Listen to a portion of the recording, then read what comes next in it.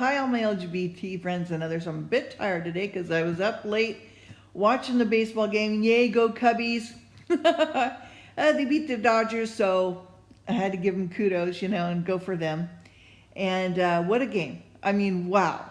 Really. What an epic game. And just terrific. And finally, the old curse is lifted of the old goat, and I read all about that.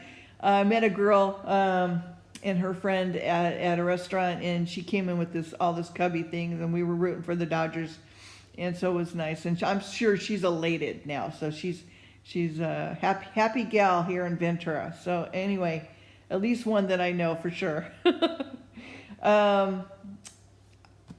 did I wanted to share that with you. Yeah. So anyway, great game. So happy for them. And I also wanted to say that, boy, Hillary is in big trouble.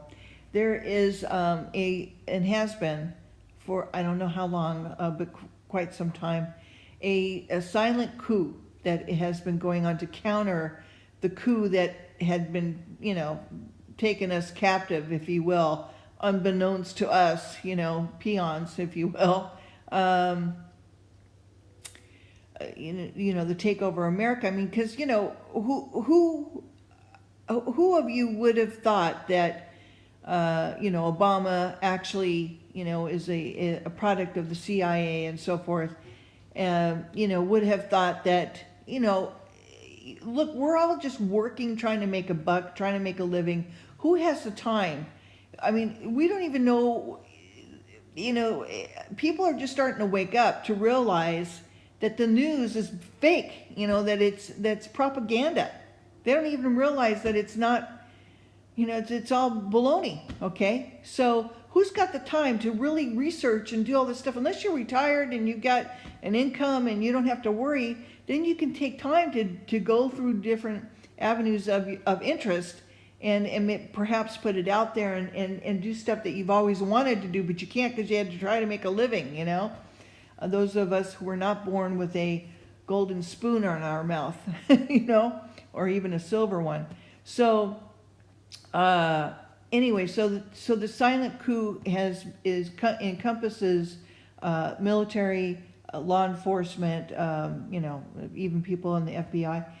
Comey, as you probably have heard, couldn't even walk down the hallway, and without getting snubbed by longtime friends. And this was been so bad for him. Even his own wife was thinking of divorcing him if he didn't turn this thing around, okay? So this is serious. There's a lot of stuff going on that we don't know about, unless we're told, of course. And so anyway, I wanted to tell you about that. Good people, good men and women working on our behalf to try to get things turned around and hopefully get Hillary to step down. Because otherwise it's going to be even a worse mess. And so you got to get out there and vote for Trump.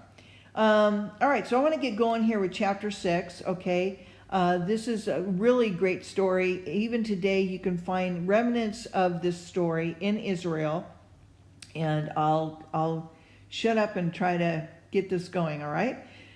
Okay, chapter 6, Jericho shut up, and the city encompassed 6 days. The walls fall down, Rehab is saved, and the rebuilder of Jericho is cursed, okay?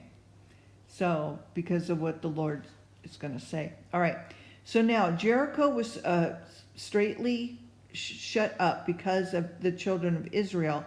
None went out and none came in. There was like a curfew. And the Lord said unto Joshua, see, I have given unto thee thine hand Jericho, and the king thereof, and the mighty men of valor. So I'm sure that the Nephilim, giants, DNA, okay? Anything that says mighty men of valor would allude to something like that, okay? And ye shall encompass the city, all ye men of war, and go around about the city once. Thus shall you do for 6 days. So they just marched around the city. the 7 priests shall bear before the ark 7 trumpets of ram's horns, and the 7th day you shall compass the city 7 times, and the priests shall blow with the trumpets. And it shall come to pass that when they make a long blast with the ram's horn, and when you hear the sound of the trumpet, all the people shall shout with a great shout, and the wall of the city shall fall down flat, and the people shall ascend up every man straight before him. And Joshua the son of Nun called the priests and said unto them, Take up the ark of the covenant, and let 7 priests bear 7 trumpets of ram's horns before the ark of the Lord. And he said unto the people, Pass on, and compass the city. Let him that is armed pass on before the ark of the Lord. And it came to pass that when Joshua had spoken unto the people, that the 7 priests bearing 7 trumpets of the ram's horns passed on before the Lord, and blew the trumpets, and the ark of the covenant of the Lord followed them. So they're just marching, and the trumpets are being blown. The armed men went before the priests that blew with the trumpets, and the reward came after the ark, the priest going on and blowing with the trumpets. Joshua had commanded the people, saying, You shall not shout, nor make any noise with your voice, neither shall any word proceed out of your mouth until the day I bid you shout. Then you shall shout. So the ark of the Lord compassed the city, going about it once, and they came into the camp and lodged in the camp. And Joshua arose early in the morning, and the priests took up the ark of the Lord. And the 7 priests bearing 7 trumpets of ram's horns before the ark of the Lord went on continually and blew with the trumpets. And the armed men went before them, but the reward came after the ark of the Lord, the priests going on and blowing with the trumpets. And the 2nd day they encompassed the city once and returned into the camp. So they did 6 days. And it came to pass on the 7th day that they rose early about the dawning of the day, and compassed the city after the same manner 7 times. Only on that day they compassed the city 7 times. And it came to pass on the 7th time, when the priests blew the trumpets, Joshua said to the people, Shout, and the Lord hath given you the city. And the city shall be accursed, even it, and all are therein to the Lord. Only Rehab the harlot shall live, and she and all that are with her in her house, because she hid the messengers that we sent. And ye in any wise keep yourselves from the accursed thing, lest ye make yourselves accursed when you take the accursed thing and make the camp of Israel accursed and trouble it. So don't take anything that you're not, supposed to, otherwise you'll cause a curse to happen in the camp of Israel. So, verse 19, but all the silver and gold and vessels of brass and iron are consecrated unto the Lord. They shall come into the treasury of the Lord. So the people shouted when the priests blew the trumpets, and it came to pass that when the people heard the sound of the trumpet, and the people shouted with a great shout, that the wall fell down flat, so that the people went up into the city, every man straight before him, and took the city. So that, but one by one, in rank and file, they just walked in, and they utterly destroyed all that was in the city, both man and women, young and old, and ox and sheep and ass, with the edge of the sword. They killed everyone. But Joshua said unto the 2 men that had spied out the country, Go into the harlot's house, and bring out hence the woman and all that she hath, as ye swore unto her. And the young men that were spies went in, brought out Rehab and her father, her mother, her brethren, and all that she had, and they brought out all her kindred, and left them without the camp of Israel. And they burnt the city with fire, all that was therein, Only the silver and the gold and vessels and brass and iron they put into the treasury of the house of the Lord.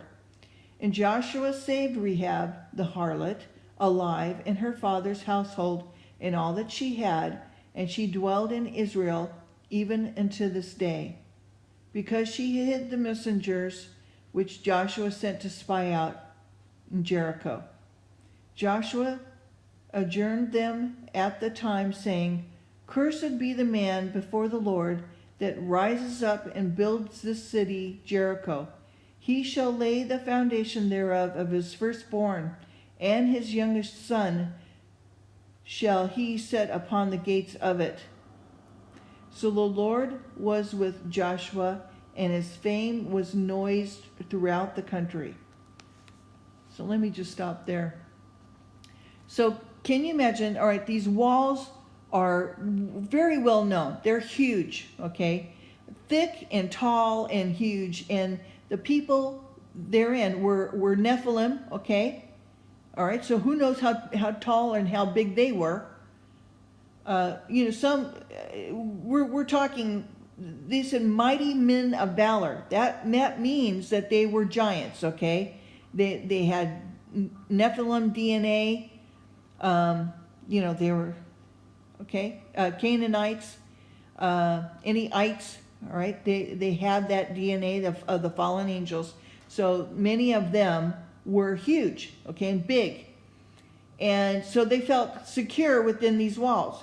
But can you imagine this little army marching around their city, and trumpets being blown once, and then they did this for 6 days. On the seventh day, they did it 7 times, walked around, okay, and blowing this horn.